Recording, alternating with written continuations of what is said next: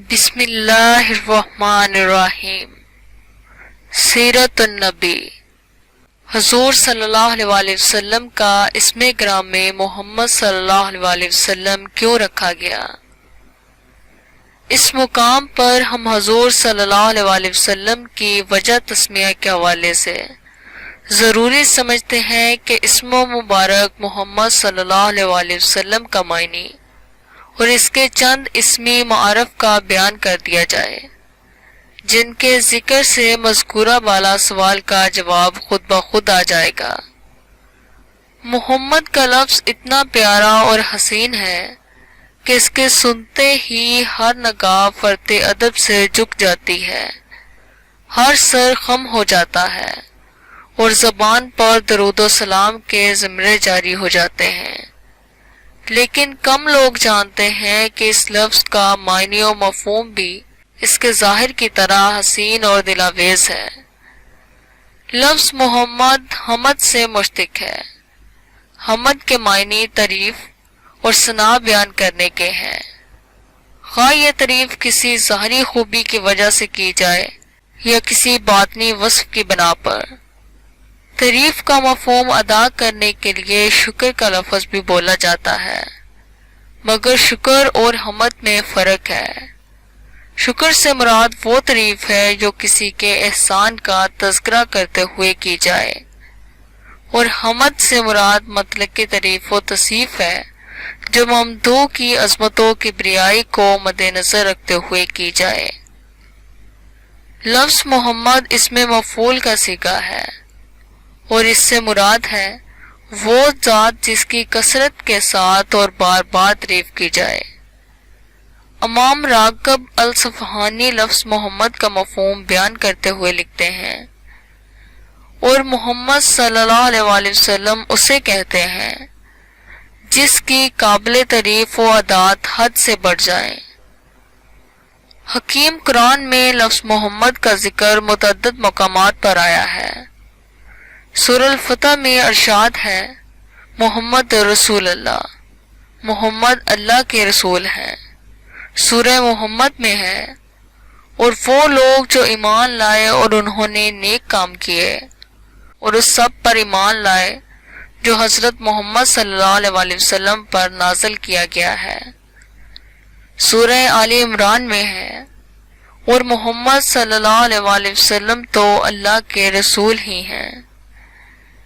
سورہ الاحزاب میں ہے، محمد صلی اللہ علیہ وسلم تم میں سے کسی مرد کے باپ نہیں، وہ تو اللہ کے رسول اور آخری نبی ہیں۔ یوں تو حضور نبی اکرم صلی اللہ علیہ وسلم کے متعدد اسماء گرامی ہیں۔ بعض محدثین کے مطابق اللہ رب العزت نے سرور کائنات صلی اللہ علیہ وسلم کو بھی 99 ناموں سے نوازا ہے، جبکہ بعض کے بقول آپ صلی اللہ علیہ وسلم کے اسماء مبارک 300 ہیں۔ صاحب ارشاد الشاری شرح صحیح البخاری میں لکھتے ہیں کہ حضور نبی اکرم صلی اللہ علیہ وسلم کے 1000 نام ہیں۔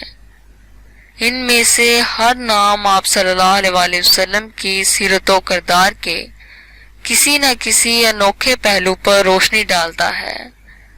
لیکن جس طرح اللہ رب العزت کے ہزاروں نام ہیں مگر ذاتی نام صرف ایک یعنی اللہ ہے، اسی طرح سرور کائنات صلی اللہ علیہ وسلم کے بھی سینکڑوں نام ہونے کے باوجود ذاتی اور شخصی نام ایک ہی ہے، اور وہ ہے محمد صلی اللہ علیہ وسلم۔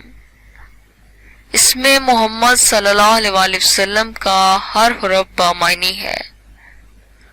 الفاظ مجموعہ حروف ہوتے ہیں، اگر ان میں سے کسی ایک حرف کو حذف کر دیا جائے تو بقیہ حروف اپنے معنی کھو بیٹھتے ہیں۔ مثلا طاہر ایک بامعنی لفظ ہے، اور تو الف ہے رے کا مجموعہ ہے۔ اگر ان حروف میں سے صرف تویا کو حذف کر دیا جائے تو بقیہ حروف احب بے معنی ہو کر رہ جاتا ہے۔ لیکن اس کلیے سے لفظ اللہ اور محمد متشنہ ہے۔ اگر لفظ اللہ میں سے پہلا حروف الف کم کر دیا جائے تو باقی لا رہ جاتا ہے، جس کا مطلب ہے اللہ کے لیے۔ اگر دوسرا حرف لام ہٹا دیا جائے تو باقی الا رہ جاتا ہے، جس کا مطلب ہے معبود۔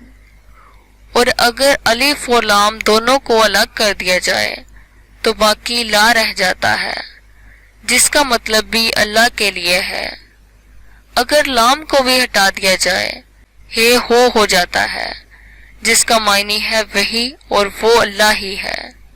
الا ہزال قیاس لفظ محمد کا ہر حرف بھی بمقصد اور بامعنی ہے۔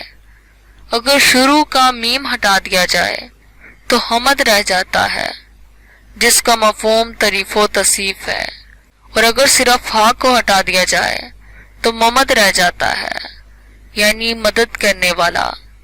اور اگر ابتدائی میم اور ہا دونوں کو حذف کر دیا جائے تو باقی مد رہ جائے گا، جس کا مفہوم ہے دراز اور بلند۔ یہ حضور صلی اللہ علیہ وآلہ وسلم کی عظمت اور عفت کی جانب اشارہ ہے۔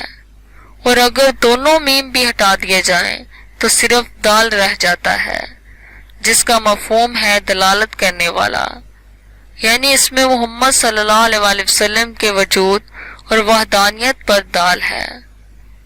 محمد اور احمد حضور صلی اللہ علیہ وآلہ وسلم کے دو ذاتی نام ہیں۔ یہاں یہ امر بھی قابل ذکر ہے کہ حضور نبی کریم صلی اللہ علیہ وآلہ وسلم کے صفاتی نام تو بے شمار ہیں، مگر آپ صلی اللہ علیہ وآلہ وسلم کے ذاتی نام صرف دو ہیں، محمد اور احمد۔ حضور صلی اللہ علیہ وآلہ وسلم کا ارشاد گرامی ہے کہ زمین پر میرا نام محمد اور آسمان پر احمد ہے۔ احمد کا ذکر قرآن مجید میں صرف ایک جگہ پر آیا ہے۔ حضرت عیسیٰ علیہ السلام اپنی قوم کو حضور صلی اللہ علیہ وآلہ وسلم کی آمد سے آگاہ کرتے ہوئے فرماتے ہیں، اور میرے بعد جو ایک رسول آنے والے ہیں ان کا اسم مبارک احمد ہوگا، میں ان کی بشارت دینے والا ہوں۔ یہاں یہ اشکال پیدا ہو سکتا ہے کہ حضور اکرم صلی اللہ علیہ وآلہ وسلم کے مذکورہ بالا ارشاد کے مطابق زمین پر آپ صلی اللہ علیہ وآلہ وسلم کا نام مبارک محمد صلی اللہ علیہ وآلہ وسلم اور آسمان پر احمد ہے، اور حضرت عیسیٰ علیہ السلام نے حضور صلی اللہ علیہ وآلہ وسلم کی آمد کی خبر زمین والوں کو سنائی تھی، نہ کہ آسمان والوں کو۔ انہیں اس موقع پر زمین والے نام محمد کا ذکر کرنا چاہیے تھا۔